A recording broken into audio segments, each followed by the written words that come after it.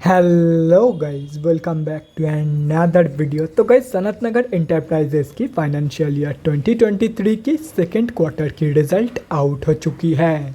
तो गाइस, इस वीडियो में हम लोग यही देखेंगे कि कंपनी ने सितंबर क्वार्टर में कैसी परफॉर्म की है, क्या क्या पॉइंट्स इम्प्रूव हुई है एंड कहाँ कहाँ पे कंपनी ने डिटोरिएट की है, और कंपनी के फंडामेंटल्स भी चेक करेंगे और समझेंगे कि क्या ये कंपनी पैसे लगाने लायक है या नहीं। एंड उसके साथ साथ हम लोग कंपनी के टेक्निकल्स के बारे में भी डिस्कस करेंगे। तो गाइस, बिना टाइम वेस्ट किए कंपनी की फंडामेंटल एनालिसिस करते हुए वीडियो को शुरू करते हैं। तो गाइज, अगर इस कंपनी के बिजनेस के बारे में डिस्कस करें तो this company is primarily engaged in the business of real estate development. ये कंपनी सिर्फ और सिर्फ बीएससी में लिस्टेड है। तो अभी अगर इस कंपनी के कुछ इंपॉर्टेंट फिगर्स के बारे में डिस्कस करें तो 5.52 करोड़ की है कंपनी की मार्केट कैप। स्टॉक की पी के साथ साथ return on equity and last 3 साल की सेल्स ग्रोथ यहाँ पे मेंशन किया हुआ नहीं है। कंपनी की ROC and book value negative में जा चुकी है। लास्ट 6 मंथ्स की रिटर्न है कंपनी की 2.42%। ये कंपनी आप लोगों को डिविडेंड देती नहीं है एंड फेस वैल्यू 10 रुपये की है। तो अभी अगर इस कंपनी की सितंबर क्वार्टरली की रिजल्ट के बारे में डिस्कस करें तो सितंबर 2022 की क्वार्टर की अनऑडिटेड फाइनेंशियल रिजल्ट आप लोगों के सामने है एंड यहाँ पे जितने भी सारे फिगर्स है वो सब लैक्स में दिया हुआ है। तो गाइस, सबसे पहले हम लोग कंपनी की इनकम चेक करते हैं। तो सितंबर 2022 की क्वार्टर में कंपनी की जो इनकम है वो लिटरली ज़ीरो है। कंपनी में कोई भी इनकम नहीं हुआ है इन सितंबर 2022 की क्वार्टर। तो अभी अगर इस कंपनी की नेट प्रॉफिट मतलब प्रॉफिट आफ्टर टैक्स के बारे में डिस्कस करें तो सितंबर 2022 की क्वार्टर में कंपनी ने अप्रॉक्सीमेटली 6.2 लैक्स की लॉस पोस्ट किया है। जून 2022 की क्वार्टर में कंपनी ने 19.21 लाख की प्रॉफिट पोस्ट किया था एंड सितंबर 2021 की क्वार्टर में अप्रॉक्सीमेटली 4.55 लाख रुपीस की लॉस।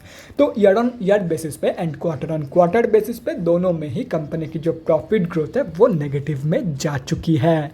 तो अभी अगर इस कंपनी की कंपनी की ईपीएस मतलब अर्निंग पर शेयर के बारे में डिस्कस करें तो ईपीएस की जो ग्रोथ है वो भी कंपनी की प्रॉफिट ग्रोथ की तरह ही है। ये ग्रोथ भी कंपनी की नेगेटिव में जा चुकी है on both year on year basis and quarter on quarter basis. तो अगर ओवरऑल देखा जाए तो कंपनी ने हर एक जगह पे नेगेटिव ग्रोथ ही दिखाई है एंड इवन अगर देखा जाए इन टर्म्स ऑफ इनकम तो कंपनी की जो इनकम रही है सितंबर 2022 के क्वार्टर में वो लिटरली जीरो है। 1 रुपये का भी धंधा नहीं किया है कंपनी ने इन सितंबर 2022 की क्वार्टर। तो ओवरऑल जो रिजल्ट है वो बहुत ही ज़्यादा बेकार निकल के आई है। कंपनी ने बहुत ही गंदा परफॉर्मेंस दिया है इन सितंबर 2022 की क्वार्टर।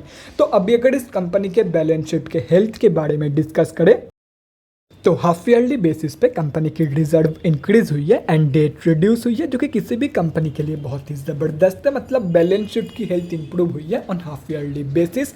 लेकिन अगर ओवरऑल देखा जाए तो कंपनी की रिजर्व नेगेटिव में जा चुकी है एंड कंपनी के पास अपनी मार्केट कैप से भी ज़्यादा की डेट मौजूद है। तो ओवरऑल जो बैलेंस शीट की हेल्थ है वो एकदम ही बकवास है। ये कंपनी की जो बैलेंस शीट की हेल्थ है वो बहुत ही ज़्यादा वीक है। तो गाइस, अभी अगर इस कंपनी के कैश फ्लोज के बारे में डिस्कस करें तो कैश फ्लोज की जो कंडीशन है वो भी इंप्रूव हुई है इन FY 2022। FY 2021 में कंपनी के पास लिटरली जीरो कैश फ्लोज मौजूद थी, जो कि अभी इंप्रूव होकर पॉजिटिव 7 लाख रुपीस की हो चुकी है। और रही बात कंपनी की शेयर होल्डिंग पैटर्न की तो गाइस, सितंबर क्वार्टरली की शेयर होल्डिंग पैटर्न अभी तक आउट नहीं हुई है। लेकिन अगर जून क्वार्टरली की शेयर होल्डिंग पैटर्न देखा जाए तो अकॉर्डिंग टू जून क्वार्टर की शेयर होल्डिंग पैटर्न इस कंपनी में प्रमोटर्स की होल्डिंग है 74.99%, DIIs की होल्डिंग है 0.15% एंड गवर्नमेंट की होल्डिंग है 1.03% एंड पब्लिक की होल्डिंग है 23.83%। एंड अगर पब्लिक में देखा जाए तो एक ही बड़े रिटेलर की होल्डिंग है एंड अगर ये कैलकुलेट करते हो तो इस कंपनी में हम अब जैसे छोटे मोटे रिटेलर की जो होल्डिंग है वो अप्रॉक्सीमेटली 22.82% के आसपास निकल के आ रही है। तो गाइज, अभी कंक्लूजन पे आते हैं कि क्या आप लोगों को इस कंपनी में पैसा लगाना चाहिए या नहीं। तो देखो गाइज, कंपनी की सेल्स जीरो है सितंबर क्वार्टर में। तो ऐसे में मैं आप लोगों को यही बोलूँगा कि अगर कंपनी के ऊपर भरोसा है तो ही इस कंपनी में पैसा लगाना, अदरवाइज सिर्फ और सिर्फ अवॉइड इट, क्योंकि इसका कोई गारंटी नहीं है कि ये कंपनी दिसंबर क्वार्टर में अच्छा परफॉर्म करेगी। ये भी हो सकता है कि सितंबर क्वार्टर की तरह ही दिसंबर क्वार्टर में भी ये कंपनी लॉस दे, एंड हो सकता है कंपनी की जो सेल्स है वो भी ज़ीरो रहे। तो अगर कंपनी के ऊपर भरोसा है तो ही इस कंपनी में पैसा लगाना, otherwise simply avoid this company, चाहे वो शॉर्ट टर्म के लिए हो या तो फिर लॉन्ग टर्म के लिए।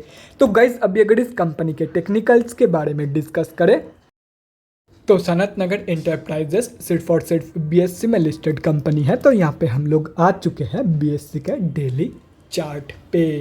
तो गाइज सबसे पहले हम लोग ये समझते हैं कि कंपनी में अभी चल क्या रहा है। तो गाइज कंपनी अभी अपनी 200 की मूविंग एवरेज से नीचे ट्रेड कर रही है, मतलब कंपनी अभी ऑफिशियली डाउन ट्रेंड में है। एंड अगर देखा जाए तो ये कंपनी पिछले ऑलमोस्ट 4-5 महीनों से एक ही रेंज के अंदर कंसोलिडेट कर रही है। तो ऐसे में जिनकी भी होल्डिंग इस कंपनी में ऑलरेडी है उन लोगों को मैं यही सजेस्ट करूँगा कि आप लोग अप्रॉक्सीमेटली 13 से 14 रुपये के बीच में एक स्टॉप लॉस लगा के रख दो। एंड ये मैं इसीलिए सजेस्ट कर रहा हूँ क्योंकि अगर ये कंपनी बाई चांस अपनी इस लो से स्लिप कर जाती है तो आप लोगों का स्टॉप लॉस हिट हो जाएगा एंड आप लोग ज़्यादा लॉस होने के हाथ से बच जाओगे। बाकी अगर थोड़ा सा लूज स्टॉप लॉस लगाना चाहते हो तो 11 रुपये से 12 रुपये के बीच में भी आप लोग स्टॉप लॉस लगा सकते हो। तो गाइस अभी अगर फ्रेश एंट्रीज के बारे में डिस्कस करें तो देखो पहले ही क्लियर कर देता हूँ कि ये कंपनी स्विंग ट्रेडर्स के लिए भी नहीं है। एंड ये मैं इसीलिए बोल रहा हूँ क्योंकि कंपनी मैक्सिमम टाइम कंसोलिडेट करती है एंड अगर कंपनी कभी मूवमेंट दिखाती भी है तो तब मैक्सिमम टाइम ये कंपनी सर्किट में ही क्लोजिंग करती है, जैसे कि यहाँ पे आप लोग देख सकते हो।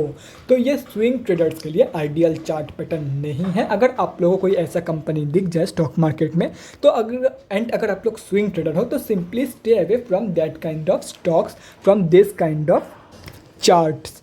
एंड मैंने फंडामेंटल एनालिसिस करते टाइम बोल ही दिया था कि ये कंपनी अभी शॉर्ट टर्म ट्रेडर्स के लिए भी नहीं है। और रही बात लॉन्ग टर्म इन्वेस्टर्स की तो देखो गाइस अगर कंपनी के ऊपर भरोसा है कि कंपनी आगे चल के रिकवरी दिखा सकती है, पहले के जैसा प्रॉफिट दे सकती है, तो फिर कंपनी में बहुत ही अच्छा खासा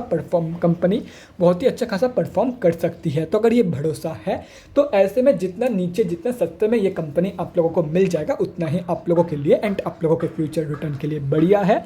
तो ऐसे में अगर ये कंपनी आप लोगों को 15 रुपये के आसपास मिल जाती है तो बहुत ही बढ़िया है। बाकी अगर ये कंपनी वहाँ तक की फॉल शो नहीं करती है तो एटलीस्ट 16 रुपये के आसपास या तो फिर 16.5 रुपये के आसपास ही रखने की कोशिश करना अपनी एंट्री प्राइस, जो कि इस कंपनी की लास्ट स्विंग की लो है।